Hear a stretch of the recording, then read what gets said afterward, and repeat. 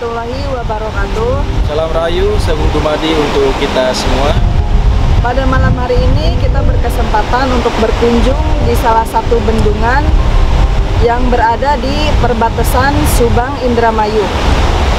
Bendungan ini adalah salah satu sejarah peninggalan kolonial Belanda yang dibangun pada tahun 1923. Konon katanya tempat ini pun menjadi spot terfavorit untuk orang melakukan bunuh diri. Menurut pandangan Mas Rahmat sendiri, bagaimana? Kenapa banyak orang yang melakukan hal tersebut? Jadi untuk di sini ada beberapa energi ya, suatu energi yang menarik. Kalau kita banyak pikiran, terlalu memikirkan ya beban hidup atau masalah apa segala macam percintaannya, jadi ada suatu energi yang menarik pemikiran tersebut meskipun jaraknya jauh ya. Jadi mereka akan menarik. Jadi emang yang saya lihat juga ini di belakang kita, Bakarin. Jadi masih ada terlihat jelas ya, ada beberapa orang yang masih ada beberapa adegan yang ingin melakukan bunuh diri. Kita lihat ada yang di tengah ini, ada juga nih Mbak, yang di tengah ini ya. Nah, yang di tengah ini. Saya lihat yang terakhir sepertinya ada kasus bunuh diri. Ini laki-laki, ini di sebelah sini.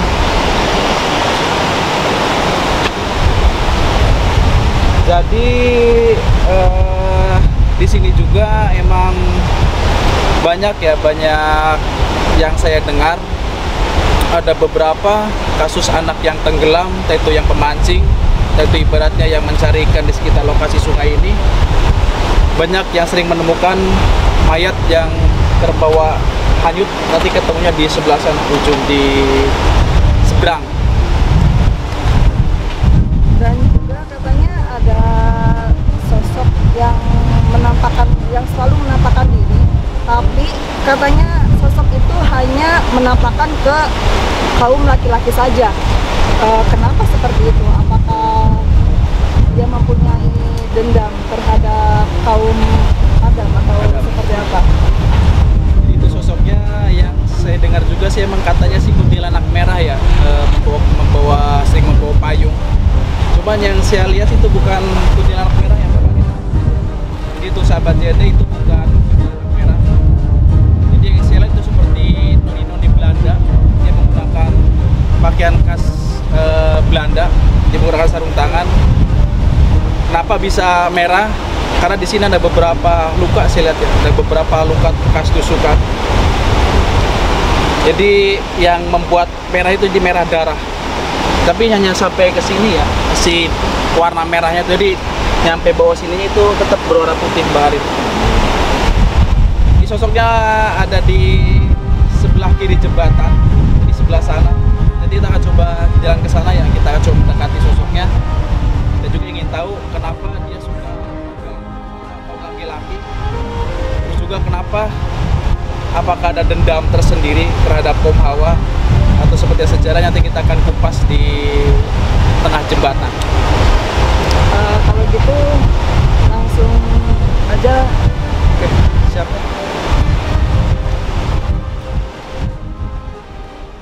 Di samping jembatan yang tadi ya, Mas Rahmat bisa dijelaskan ada sosok apa aja di jembatan di belakang kita ini? Mungkin untuk sosok yang cukup banyak ya, karena ini memang dekat di area sungai, jadi banyak entitas yang menghuni air seperti ya, buaya, ular, dan beberapa sosok lembu. Dan juga emang ini ada salah satu sosok yang sering menampakkan ya, yang saya lihat emang sering menampakkan. Ini sosoknya perempuan menggunakan baju merah, tapi bukan kuntilanak merah ya, jadi yang sering warga lihat memang katanya si kuntilanak merah. Ini yang saya lihat seperti berpakaian setelan Belanda, seperti noni-noni Belanda. Dia menggunakan payung, dipegang di sebelah kanannya. Payungnya ini berwarna putih, cuman si bajunya memang banyak bercak darah ya. Jadi pakai segini, dia ada yang gelembung-gelembung itu. Dia menggunakan sarung tangan. Hanya saja sarung tangan digunakan hanya sebelah, yang sebelah sini nggak menggunakan. Di sini ada beberapa robekan bekas sayatan ya, sayatan pisau. Ada beberapa luka tusukan. Saya diberi gambaran. Ya di sini bersama orang tuanya dari Belanda, dari masa Belanda. Dia tinggal tidak jauh dari lokasi pembangunan bendungan ini. Dia pernah dekat dengan salah satu warga pribumi yang pernah bekerja di sini, Pak Karin. Terus kenapa bisa terjadi tragedi pembunuhan atau penganiayaan tersebut? Jadi sosok ini merasa ditipu atau dihianati oleh laki-laki tersebut atau suaminya. Dia soalnya udah menjadi suami ya. Jadi udah ada ikatan pernikahan. Hanya saja dia tidak mempunyai seorang anak, tidak mempunyai anak. Sebentar. Ini banyak sosok yang dari entitas bawah udah mulai naik ke atas ya, pada berjejer di sini, udah mengelilingi kita. Meskipun ini kondisinya terasa seperti ini, tapi di punggungnya terasa panas. Ini kepala juga udah berat ya, udah sakit, pusing ya, udah pusing. Tapi cuma sebelah kiri, udah mulai kerasa gitu. Nah, jadi sosok tersebut, Bang Arin, ini pernah ada suatu hari di waktu pengecoran lokasi ini ya. Waktu pengecoran ini kenapa waktu akan pengecoran air sering naik. Tapi di saat tidak ada pengecoran atau ibaratnya hanya membersihkan di pinggir-pinggirnya, air selalu surut. Tapi kenapa di saat akan mengecor pasti banjir, padahal tidak ada hujan. Nah, si orang Belanda ini berinisiatif. Dia berkonsultasi dengan iblis spiritual atau orang sepuh yang ada di lokasi kampung ini. Dia bertanya, kok bisa seperti ini? Apakah harus ada yang kita lakukan untuk menanggulangi air yang sering naik di saat kita akan melakukan pengecoran? Nah, si spiritual tersebut atau ibaratnya bahasanya atau sesepuh di situ turun ke bawah. Dia turun ke bawah air. Dia saya lihat sebelah sana ya.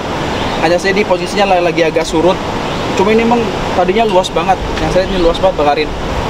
Karena emang ya ada pengikisan, jadi ini agak mengecil. Tadi emang lebih besar dari ini ya. Nah, pas itu turun, dia berkomunikasi dengan ibaratnya bangsa lembut yang ada di sini. Dia muncul ya. Ini ada sosok seperti bahasanya onggoengge yang saya lihat. Jadi bentuknya seperti laba-laba. Jadi di sini ada besar, ada besar di belakangnya. Cuman ininya kayak laba-laba percis. Cuman di area ini dia kepalanya manusia, rambutnya laki-laki. Dia ada di sebelah sana. Dia memimpin pasukan silumannya ada di sana. Ya, ada dua kubu ya di sana, pasukan Onggoengge yang di sini, di pasukan Buaya Putih yang di sebelah sana. Terus juga emang ada kerajaan Buaya Putih sebelah sana. Nah, berlanjut udah berkomunikasi, dibuatlah suatu perjanjian dengan sosok tersebut. Sosok tersebut meminta salah satu anak laki-laki yang harus ditumbalkan di lokasi ini. Nah, si spiritual tersebut mengiyakan dengan permintaan tersebut. Dia menyampaikan kepada bangsa Belanda, dijelaskan seperti apa harusnya. Orang Belanda itu sempat menolak karena kenapa? Dia tidak mau mengorbankan warga yang ada di sini. Dia karakternya baik ya, dia menolak. Tapi karena sudah terlanjur ibaratnya mau nggak mau nih, kalau nggak ini kan ini harus jadi, bendungan ini harus jadi dalam beberapa tahun ke depannya. Nah, ngepas di waktu akan maghrib, saya melihat ada beberapa anak, laki-laki 3 sama anak perempuannya 1, dia lagi jalannya di sekitar pinggiran kali ini. Tiba-tiba ada anak laki-laki lari dari arah sana ya, arah sana langsung lompat. Nah, semenjak kejadian itu bisa dicor, bisa dilanjutkan pembangunan bendungan ini. Hanya saja ada beberapa warga yang menyalahkan. Kenapa yang diambil menjadikan tumbal, kenapa warga sini? Jadi menyalahkan pihak Belanda. Nah, yang menjadi korbannya itu dia tadi. Anak perempuannya yang gadis, yang tadi saya ceritakan ditusuk-tusuk. Ya. Mereka dibunuh. mereka dibunuh, dan ada beberapa yang ditanam di sekitaran sini. Memang menjadi korban, ya mereka tidak tahu apa yang mereka lakukan, kesalahan mereka nggak tahu.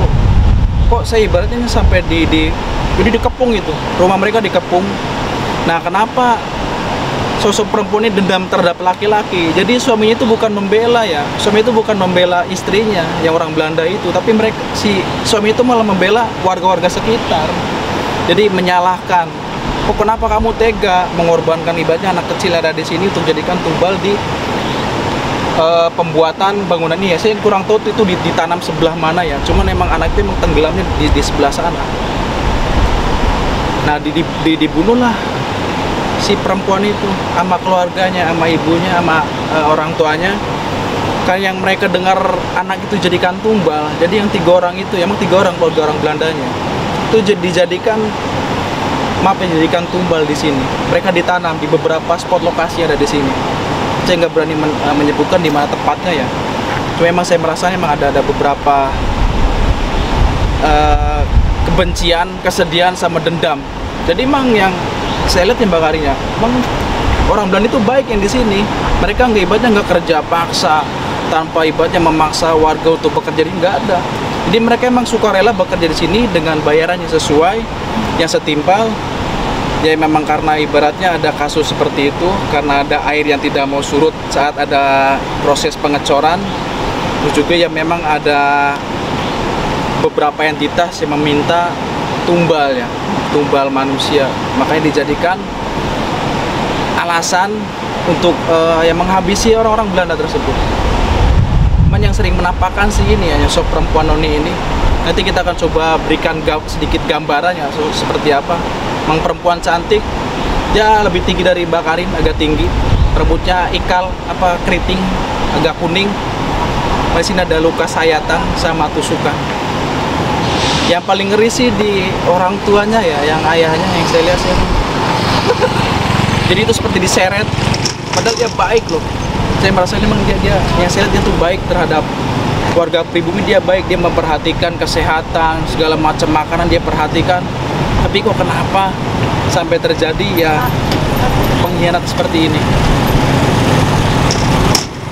Jadi kalau agak rame, mohon maaf ya, masih ini sih pembatas juga, jadi agak rame lalu lalang kendaraan. Gimana yang dirasain Bakarin seperti apa? Makin malam tuh makin sakit ya, kepalanya sebelah, makin sesek, ngap gitu, kayak pengen muntah tapi nahan gitu. Nah, jadi si sosok perempuan itu memang Bakarin, dia kalau ibaratnya kita ada yang lewat sekitar sini nih, ada yang yang ngerasa berat, pemikiran yang sedang ngerasain beban hidup yang luar biasa berat. Jadi ada beberapa entitas di sini yang suka membisiki dalam artian, ayo silahkan lompat, kamu bakal tenang di sana, kamu bakal saya temani. Jadi memang ada banyak ya, yang saya lihat memang ada beberapa orang yang pernah melakukan bunuh diri di sini. Yang paling terakhir yang saya lihat laki-laki ini di belakang kita, jarak sekitar 7 meter di tiang yang agak tengah sebelum tiang bendera sebelah sini, itu udah ada laki-laki. Dia menggunakan celana panjang, dia menggunakan singlet, rambutnya agak panjang. Nah, waktu dia udah mau lompat seperti ini nih ya, dia udah ada rasa takut, ragu mau melakukan bunuh diri. Tapi nggak tahu kenapa ya, di belakang kayak ada anginnya berasal dari sana, yang dari bangsa siluman yang saya lihat ya, itu agak ada angin. Jadi seperti menabrak dari belakang. Dia seperti itu, dia langsung lompat. Jadi itu yang disebut mati penasaran, mati kaget seperti itu. Jadi dia nggak sadar kalau dia ibaratnya udah mati. Makanya sampai sekarang ini seperti apa ya, Korinnya masih terjebak di lokasi ini. Terus juga bukan sosok itu ya. Jadi emang ada beberapa ini yang sudah mulai mendekat. Dia mungkin meminta didoakannya oleh kita semua.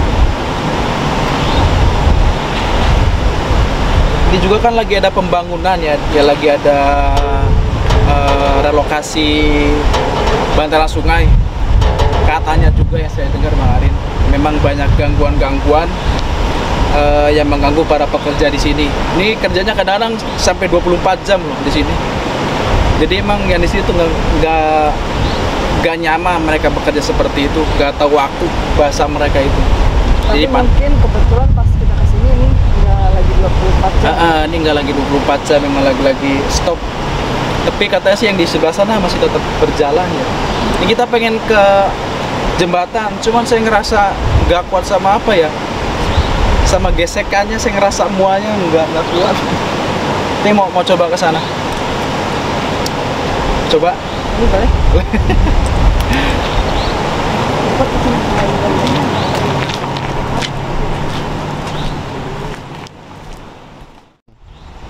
Kita udah berada di jembatan ya. Bagaimana Mas Rahmat? Ini kita sekaligus menjadi spot terakhir ya kita eksplor di bendungan ini. Ini untuk getaran energi ada di sini emang terasa banget ya, panasnya di punggung. Di belakang kita emang banyak sosok perempuan, banyak sosok perempuan. Cuman ya kunti sama entitas yang dari air pada naik ke atas. Jadi emang saya merasakan emang ada yang tadi saya jelaskan ya, yang kurang Belanda itu yang di tanah emang ada sekitar sini. Saya tidak bisa menjelaskan lokasi di tepatnya sebelah mana, cuma ada di sekitar sini.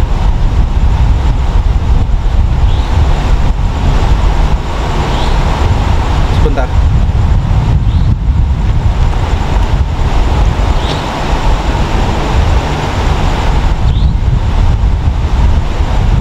Jadi ada pesan ya, ada pesan dari salah satu entitas yang ada di sini, yang sosoknya perempuan. Beliau menyampaikan untuk membunyikan klakson jika melewati jalan sini, itu sebagai pertanda kalau ada manusia akan melintas, jadi mereka akan bergeser ya. Jadi memang suka ada di sini acara perkumpulan ya, perkumpulan ada banyak sosok yang ada di belakang kita ini. Jadi kalau kita ingin melintas ke sini khususnya di malam hari, itu katanya harus membunyikan klakson. Jadi untuk memberikan pertanda agar mereka agak menyingkir ya. Terus juga kalau yang pesan saya ini untuk yang kaum laki-laki kalau ingin melintas di sini, yang pertama jangan melamun, jangan lupa yang membaca sholawat atau berdoa. Terus jangan terlalu banyak melihat air di sini, karena apa? Ada energi dari air yang bahasanya apa ya? Menyuruh kita untuk turun. Ya? Nah, menyuruh kita untuk turun seperti itu. Itu sih Mbak Karin. Ya, cukup lah. Ini udah kerasa nggak enak kondisi di sini. Makin neken. Ya. Kesimpulan yang bisa saya ambil dari eksplor malam hari ini, khususnya untuk kaum laki-laki, bagaimanapun keadaan kalian, bagaimanapun keadaan pasangan kalian, jangan pernah menyakiti, jangan pernah mengkhianati di saat pasangan kalian susah. Bagaimana untuk Mas Rahmat, ada tambahan lagi? Sama sih seperti Mbak Karin. Intinya untuk laki-laki ya harus saling menjaga, harus saling melengkapi. Jangan pernah meninggalkan di saat pasangan kalian sedang berada di dalam masalah. Karena disitulah fungsi laki-laki itu saling melengkapi dan membela pasangan kalian. Oke, jangan lupa like, komen, dan subscribe channel kami Jembatan Antar Dimensi. Tetap ikuti perjalanan kami untuk mengeksplor tempat-tempat yang akan dan bersejarah. Gimana? Kurang lebihnya mohon maaf. Wabillahi taufiq wal hidayah. Wassalamualaikum warahmatullahi wabarakatuh.